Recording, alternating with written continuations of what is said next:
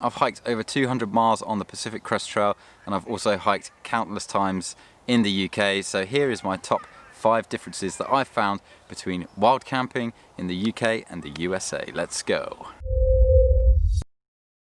Hello, Russ here, bringing you the best tips and inspiration for hiking around the world. If all of that sounds right up your street, then do consider hitting that subscribe button below for more content just like this every single week. So I've been wild camping in the US and the UK, and there's a lot of differences, but I've picked out these 5 things because they were definitely the most prominent differences. In this video, I'm going to go over the ethics, the culture, the practicality, but first let's talk about the law.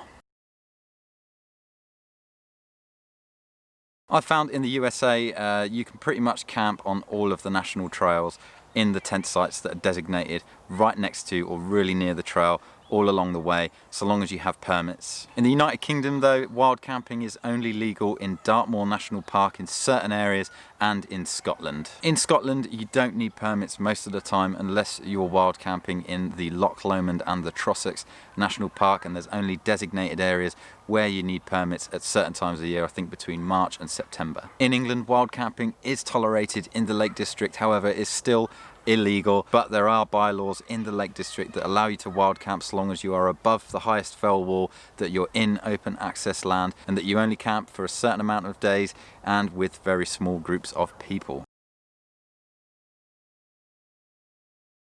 I personally think that because wild camping and long distance hiking is much more popular out in the USA, they've got these really huge expanses of space and wilderness areas. It is incredible, and I think for that reason most people in the US, if they're going out wild camping, they definitely have a lot more ethics, especially when it comes to leave no trace principles, how to treat the land, how to be considerate, and all of those things. I think a lot of people are a lot more knowledgeable of all of these things as opposed to people in the UK. Here in the UK it is probably illegal simply because not many people are as educated.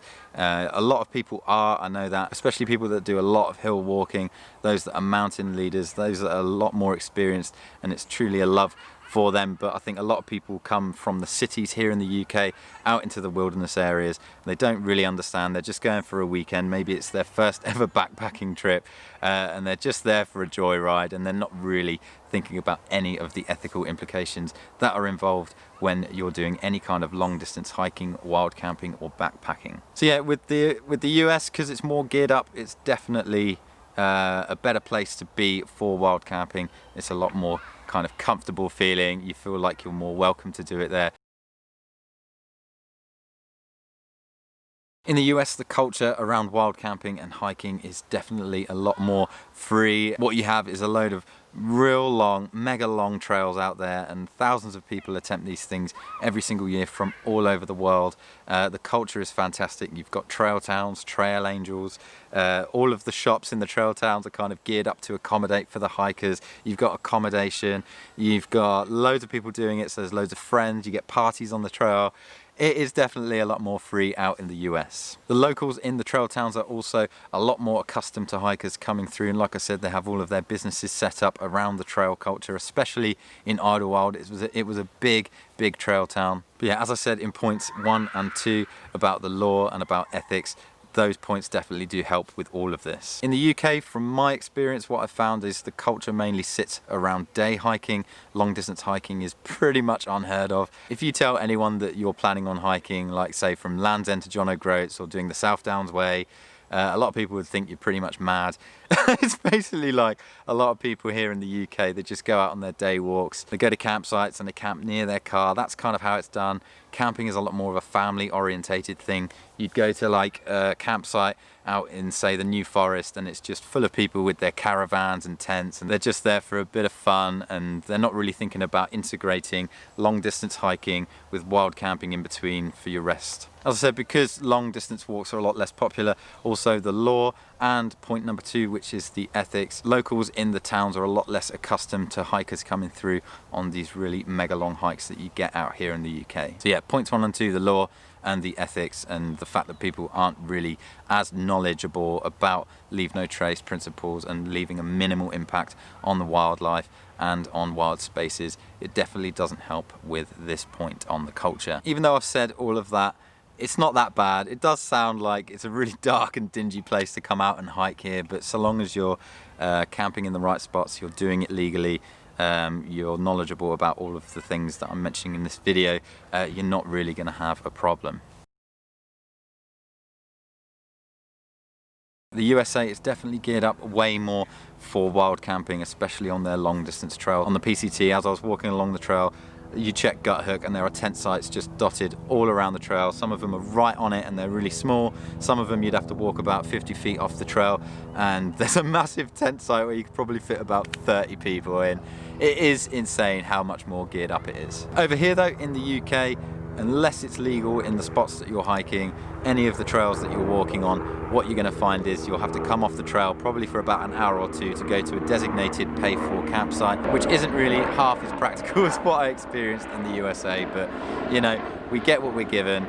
These are the laws, these are the things you have to stick to. So obviously the culture and the practicalities around having tent sites on the trail is completely different, and it's a lot harder to come by. However, if you go up to Scotland on one of the really long trails up there, there are tent sites on the trail, and it's very much similar to the Pacific Crest Trail in that respect. Another really good practical benefit of hiking and wild camping in the USA is that trail angels will leave water caches and trail magic. Trail magic, if you don't know, is when someone leaves like some fizzy drinks and some snacks and things like that just for the hikers to take some while they're on the hike. But all of the long distance treks that I've done here in the UK, I've never seen any of that. So if you're coming over here from the US and you're expecting it to be anything like it is out in the US with things like trail magic and trail angels, it's definitely not going to be the case. That said, national parks here in the UK do have things called bothies. And what is a bothy, may you ask? Well, a bothy is a small hut or cottage, especially one for housing farm labourers or for use as a mountain refuge. So what you'll find, like in Snowdonia National Park, there's a bothy in the Carnethai range, and you're going up there and it's just situated just behind one of the peaks that you get in, and it's just a really small stone or wooden hut. Sometimes they have a bench and a fireplace, sometimes they're big enough and they actually have beds in there, and they're really useful, especially up in Scotland when you're doing mega long hikes. They are everywhere, so instead of camping in a tent, you can actually do some of the trails just by using bothies.